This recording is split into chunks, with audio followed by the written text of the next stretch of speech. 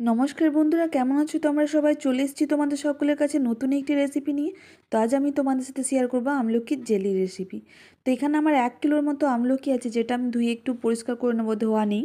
তো ভালো করে ধুয়ে নিয়েছি। এরপর একটা কুকারের মধ্যে দিয়ে এটাকে আমি 5 থেকে 6টা সিটি দিয়ে নেব। তো বন্ধুরা, তোমরা যদি এই জেলিটা একবার বানিয়ে রেখে দিতে পারো, তো এটা কিন্তু তোমরা মাসের পর মাস ব্যবহার করতে পারবে, কোনোভাবে কিন্তু নষ্ট হবে না।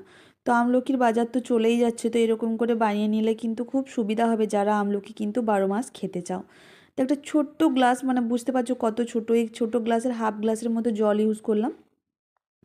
তারপরে কুকারের ঢাকা লাগিয়ে আমি এটা কিন্তু সেদ্ধ করে নেবো। তোমরা চাইলে স্টিম করে নিতে পারো, সেক্ষেত্রে কিন্তু সময়টা বেশি লাগবে।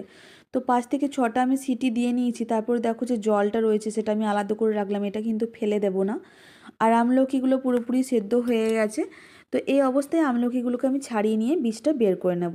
তো আমলকিটা যদি পুরোপুরি ভালোভাবে সেদ্ধ হয়ে যায়, তাহলে সেক্ষেত্রে কিন্তু তোমাদের ছাড়াতে কোনো রকম অসুবিধা হবে না। যে আমলকি, যে একটা আমলকি দেখলে যে সাইডে সাইডে শিরা থাকে না, সেই শিরাগুলো ধরে ধরে কিন্তু খুব ইজিলি তোমরা ছাড়িয়ে নিতে পারবে। একটু হাতে করে প্রেস করলেই পুরো ফেটে যাবে, সেই ফাটা অংশ ধরে ইজিলি কিন্তু এটা ছাড়িয়ে নেওয়া যায়। তো সেই প্রসেসে আমি পুরো আমলকিগুলোই ছাড়িয়ে নেব। এই আমলকির জেলির রেসিপিটা বন্ধুরা যতটা বানানো ইজি, ততটা কিন্তু আর কতটা হেলদি সেটা তো বলতেই হবে না, কারণ এখনকার দিনে আমাদের বেশিরভাগ মানুষই কিন্তু স্বাস্থ্য সচেতন। তো আমলকি খেতে আমরা অনেকেই ভালোবাসি। তো কী হয়, আমাদের সময়ের অভাবে কী হয়, আমলকির যে জুস বা আদার্স কিছু বলো, আমাদের কিন্তু খাওয়া হয় না। তো একবার আমি বলবো না যে তোমাদের এটা বানাতে কম সময় লাগবে, সেটাও কখনোই বলবো না। মোটামুটি আধ ঘন্টার মতো তো সময় লাগবেই। তো যদি একবার সময় করে বানিয়ে নিতে পারি, এটা কিন্তু আমরা মাসের পর মাস রেখে আমরা খেতেও পারবো।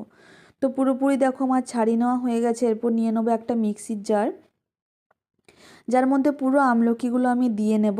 আমলকিগুলো দিয়ে এর মধ্যে আমি আরেকটু হেলদি বানানোর জন্য এর মধ্যে দিয়ে নিলাম আদা। এখানে আমি যদি দেখি ভালোভাবে, তো আদার টুকরো, বড় মাপের আদার টুকরো ছোট করে আমি কুচিয়ে নিয়েছি। তো ভালো করে পেস্ট করে নেওয়া হয়ে গেছে। এক্ষেত্রে বলে রাখি বন্ধুরা, পেস্ট করার সময় কিন্তু কোনো রকম জল ইউজ করা যাবে না। আর পেস্ট করতে একটু প্রবলেম হবে, ধৈর্য নিয়ে একটা চামচ ইউজ করবে। সেক্ষেত্রে একটু করে পেস্ট করবে, বন্ধ করে দিয়ে চামচ দিয়ে নাড়াচাড়া করে কিন্তু পেস্ট করে নিলে, একটু ধৈর্য রাখলে কিন্তু পেস্ট হয়ে যাবে।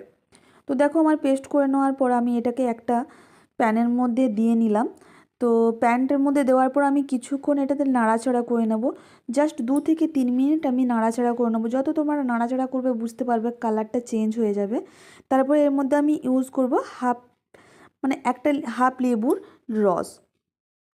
তো লেবুর রসটা দিয়ে নেওয়ার পরেও আমি আরও কিছুক্ষণ নাড়াচাড়া করে নেব। তোমরা যদি চাও কিন্তু প্রথমেই এই স্টেপটা করে নিতে পারো, মানে ধরো আমলকির যে পেস্ট সেটা দিলে তারপরেই তোমরা এখানে আমি দিয়ে নিলাম একটু নুন। এখানে আমি কিন্তু বলবো না তোমাদেরকে পরিমাণ মতো নুন দিতে হবে, জাস্ট অল্প একটু এখানে কিন্তু নুন ইউজ করতে হবে। তো এই নুন বলো কিংবা লেবুর যে রস কিংবা এই গুড়টা তোমরা প্রথমেই ইউজ করে নিতে পারো, বা একটু জলটা শুকিয়ে যাওয়ার পরেও ইউজ করতে পারো। এই স্টেপটা কিন্তু খুব ইজি হবে।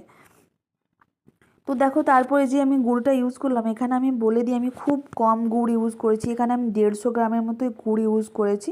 তো চলুক এই গুড়টা গলে যাক, ততক্ষণ আমি একটা আদার স্টেপ, মানে নেক্সট যে স্টেপটা আছে একটু এগিয়ে রাখি। তো তোমরা চাইলে কিন্তু এখানে গুড়টা বেশিও নিতে পারো।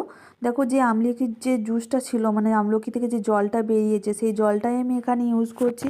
তোমরা চাইলে কিন্তু এই জলটা খেয়ে নিয়ে খেয়েও নিতে পারো, বা আদার্স কোনো জলও নিতে পারো। তো তার মধ্যে 2 চামচ কর্নফ্লাওয়ারের গুঁড়ো আমি ভালো করে গুলে নেব।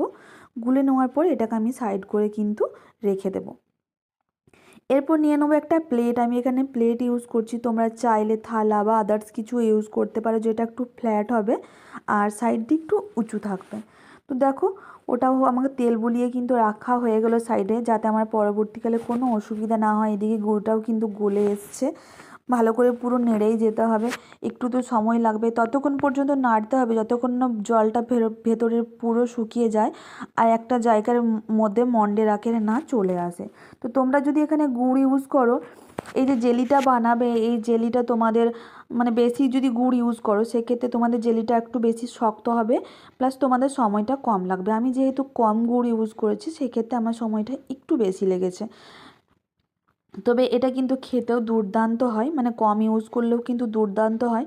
প্লাস সুগার পেশেন্টের পক্ষেও কিন্তু খুব একটা বেশি যে আনহেলদি সেটাও আমি কিন্তু বলবো না, কারণ একদমই কম গুড় ইউজ করা আছে। তো ভালো করে একটা মানে যখন একটা মন্ডের আকারে হয়ে যাবে তখন এটাকে একটা প্লেটের মধ্যে ঢেলে নিয়ে চারিদিকটা ভালো করে আমি সমান মাপের করে নেবো, যাতে কোনো দিকটা ফ্ল্যাট বা কোনো দিকটা উঁচু না থাকে, যেন পুরো লেভেলের থাকে। এরপর আমি এটাকে মোটামুটি 2 থেকে 3 ঘন্টা এরকমভাবে ছেড়ে দেবো, কোনো ফ্রিজের মধ্যে কিন্তু রাখার প্রয়োজন হবে না।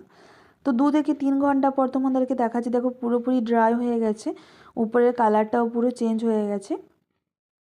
ঠিক এই অবস্থায় আমি পুরো পিস পিস করে কেটে নেব। তোমরা এখানে যেমন তোমাদের মর্জি সেরকম পিস পিসভাবে কেটে নিতে পারো, বা যখন গরম থাকবে সেই অবস্থাতেই তোমরা কিন্তু গোল গোল বলের আকারেও কিন্তু বানিয়ে নিতে পারো। তো বুঝতেই পারছো, দেখো এখানে আমার পুরো এটা মানে যে পেস্ট ছিল পুরো শক্ত হয়ে গেছে, হাতের মধ্যে লাগছেও না, আর খুব সুন্দর কিন্তু দেখতেও হয়েছে। আমি কিন্তু সেরকমভাবে কোনো শেপ দিলাম না। তো দেখো তোমরা কিন্তু বারবার বলছি যে এরকম খুশি তোমাদের মনের মতো শেপ দিয়ে নিতে পারো। তো দেখো আমার হাতের মধ্যে কিন্তু একটুও লাগছে না, পুরো শক্ত হয়ে গেছে। আর এটা কিন্তু তোমরা দীর্ঘদিন ইউজ করতে মানে করে রাখতে পারো। তো একটা দেওয়ার পর একটা লেয়ার দেওয়ার পর আমি অল্প একটু চিনির গুঁড়ো লাগিয়ে দিচ্ছি, যাতে একটার সাথে আরেকটা না লেগে যায়। সেম প্রসেসে আমি সবগুলো বানিয়ে নেওয়ার পর একটা বাটির মধ্যে রেখে দিলাম, পরবর্তীকালে আমি একটা এয়ারটাইট কন্টেনারে করে রেখে দেবো। তো এটা আমি যেটা বানিয়েছি মোটামুটি 2 থেকে 3 মাস আমার হয়ে যাবে। তো দেখতেই পাচ্ছ কত সুন্দর এই রেসিপিটা, মানে কত সুন্দর এই জেলির রেসিপিটা। তো তোমরা যদি চাও তোমরা কিন্তু এই প্রসেসে জেলিটা অবশ্যই বানিয়ে নিতে পারো, যেটা তোমাদের মাসের পর মাস, মানে এই যে ধরো আমলকির মার্কেট তো এখন প্রায় শেষই হয়ে আসছে, এই অবস্থাতে তোমরা কিনে যদি বানিয়ে নাও, তোমরা আমলকি মার্কেট শেষ হয়ে যাওয়ার পরেও কিন্তু এটা খেতে পারবে। তো বন্ধুরা দেখতেই পাচ্ছ আমার এই রেসিপি রেডি। দেখা হবে পরের একটি ভিডিওতে।